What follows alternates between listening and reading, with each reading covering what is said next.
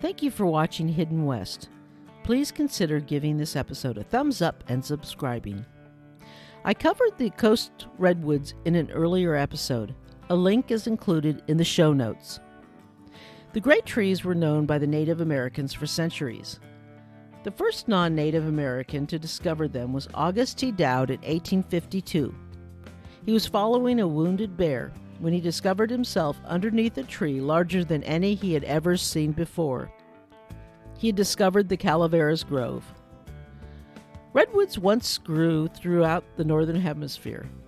The oldest known redwood fossils date back to more than 200 million years to the Jurassic period. Today, the giant sequoias grow in an area of approximately 48,000 acres in about 73 groves scattered along the western slopes of the Sierra Nevada.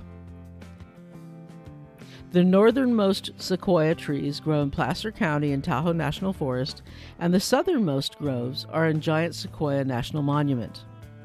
They were first widely publicized after their discovery at what is now called Calaveras Big Trees State Park in 1852.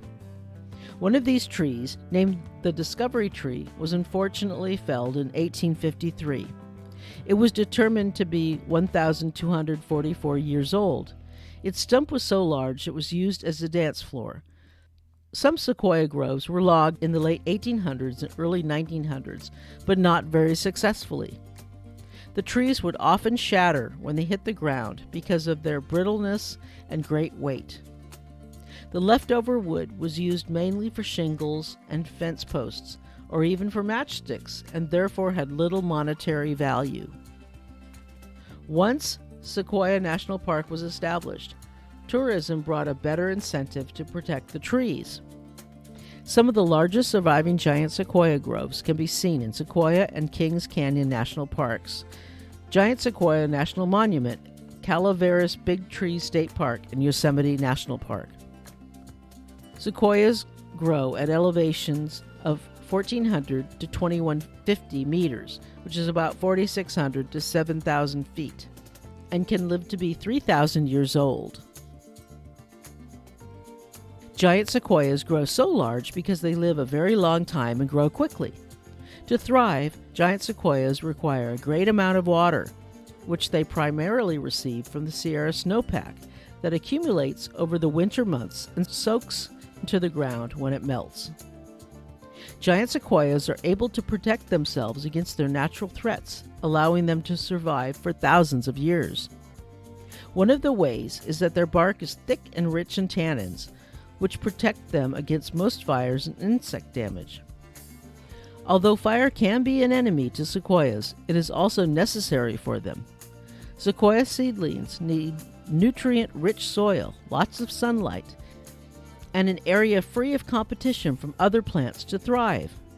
Periodic wildfires help to produce all of these conditions and are therefore very beneficial to the reproduction of sequoia trees.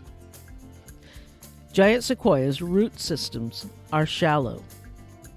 Despite the tree's ability to grow hundreds of feet tall, sequoia tree roots only extend about 6 to 12 feet underground. They spread and intertwine with neighboring trees to form a network of stability and support. This root system allows giant sequoias to allow themselves in the rocky terrain. The giant sequoia has uniformly scale-like leaves that lie against the branches and scaleless winter buds. The compact cones require 2 seasons to mature and open immediately following a wildfire. The trees are generally pyramid in shape, with reddish-brown fibrous bark that is unusually fire-resistant. The largest giant sequoia specimen is the General Sherman tree in Sequoia National Park. That tree measures 101.5 feet in circumference at its base, is 272.4 feet tall, and has an estimated weight of 6,167 tons. With the help of the advocacy of American conservationist John Muir, most of the 70 distinct groves are now under the protection of state or national forests or parks. Although the giant sequoia and coast redwood are closely related, they exhibit many individual characteristics that help distinguish them from each other. See my earlier video on the Coast Redwoods. There'll be a link in the show notes. Natural habitat. The giant sequoia is found growing singly or in groups scattered for a distance of 250 miles along the western slopes of the Sierra Nevada or in central California at elevations of 4,000 to 8,000 feet. The Coast Redwood grows near the Pacific Ocean along the northern California coast in sort of a continuous belt along 450 miles long and 15 miles wide. Method of production. Both species reproduce from seed, but the Coast Redwood is one of the few conifers that also is able to develop sprouts from cut stumps, roots, and burls. Foliage. The foliage of the giant sequoia is scale-like and somewhat resembles that of the junipers. Coast Redwood foliage is in the form of two ranked needles like the hemlock. Shape and size. It was thought for decades that the giant sequoia is the largest tree in the world in volume and has an immense trunk with a very slight taper. The redwood is the world's tallest tree and has a slender trunk. This has been disproved in few cases in recent years, with examples of coast redwoods being larger in volume, although General Sherman is still the one biggest tree of both species. Cones and seeds. The cones and seed of the giant sequoia are about 3 times the size of those produced by the redwood. Woody structure. The wood of the giant sequoia is much coarser in texture than that of the redwood. The growth rings of the redwood are much wider.